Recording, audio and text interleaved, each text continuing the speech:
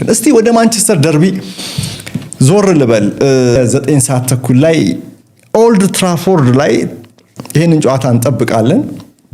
የ2018ቱን 3-2 ያሸነፉበትን ያንን ጨዋታ ማይክል ካሪክ እሱን እያስታወሰ ለተጫዋቾች እንደ ሞቲቬሽን ምክንያት እንደ መነሳሻ ለመጠቀም ጥረት እያደረገ ይገኛል። በዛ ጨዋታ ላይ ዩናይትድ 3-2 ሲያሸንፍ ፖል ፖግባ 2 ጎል አስቆጥሯል።